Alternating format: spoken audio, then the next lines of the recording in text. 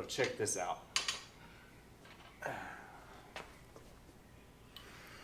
Ooh, hopefully you can see this deadlift bar, big time.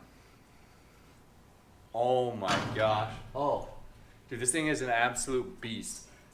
This is a Rogue deadlift bar, okay? So we got the deadlift bar here. This is bare steel. I got this on Facebook Marketplace yesterday for $90, okay? I'm gonna clean it up. I'm gonna get the rust all the way off of it. I'm probably gonna lift with it and mess around with it for a little while. It is a bare steel bar, which, you know, being in Tampa, Florida, a bare steel bar, you know, you gotta really take care of this. So it's kind of a high maintenance bar, and it's a specialty bar to begin with, and I'm not really working with powerlifters anyways, so, you know, I don't have a really practical use for this, but I bought this thing for $90, and I just couldn't pass that deal up. So I picked this up yesterday, and this will be a fun little restoration project that I'm going to be doing over the next week or so. So here's the bar in all of her glory, all of her raw steel glory.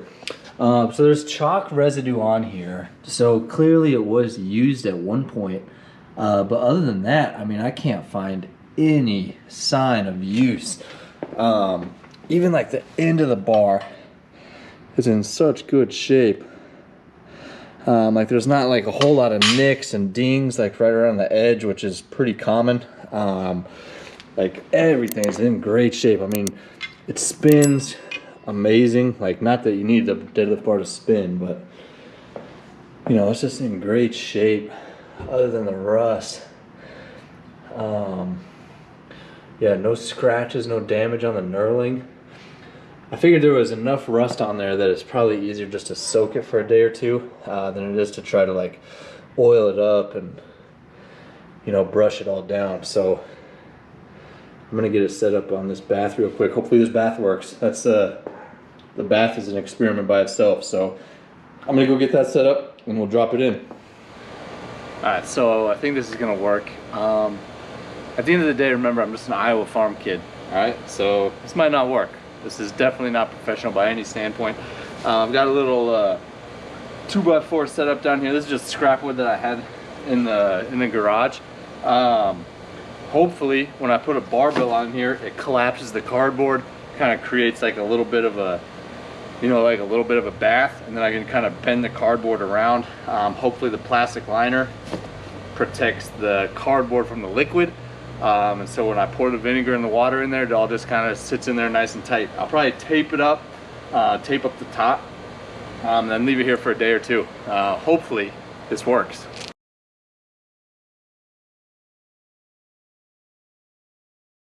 So I used 3 gallons of vinegar, 3 gallons of water. Okay.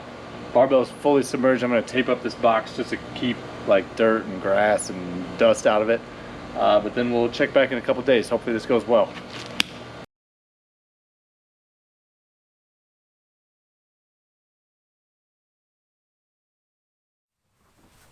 All right, here we go. It's been a little over 24 hours. We're gonna open this thing up, see how bad it is or how good it is. I took a peek in there, looks okay. So I'll wipe it down, then we'll hit it with some oil, see how this thing goes. Like I said, a little over 24 hours, 1-to-1 vinegar to water ratio. Not gonna lie, it smells like vinegar over here. My dog hates it. Hopefully this picks up.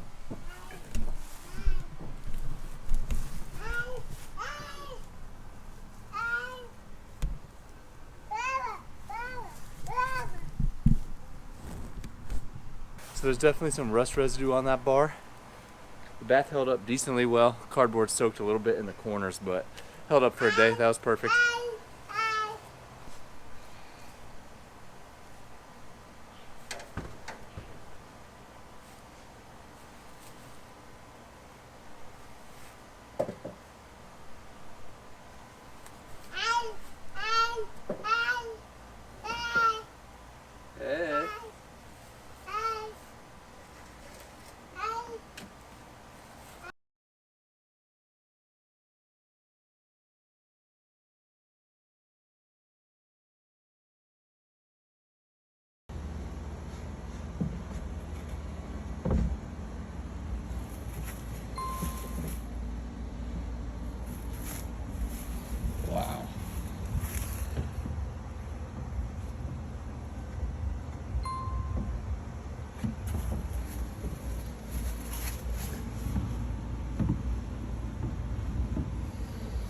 Wow, okay, I cannot believe how well this worked.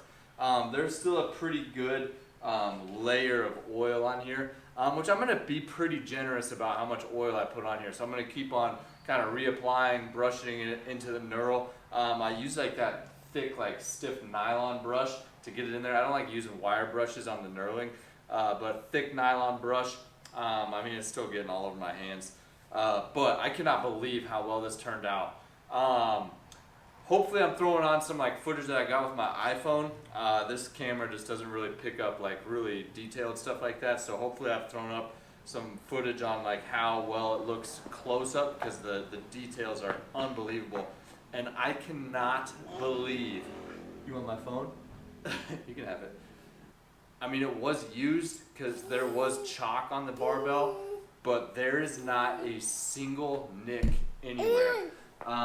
And now that I've got it cleaned up, we can really inspect it. I mean, there's not a nick anywhere. Nothing, either collars, nothing. There's not a single nick on this thing. So unbelievable Facebook steal. $90 for a perfect deadlift bar. I'm going to be taking this into the gym tomorrow, and we'll be using it for the first time. And then I am going to be making a video. Oh yeah, that's okay. That's all right. All right, here you go. All right, so I'm going to be taking this barbell in tomorrow to the gym for the first time, and we'll probably be using it a little bit.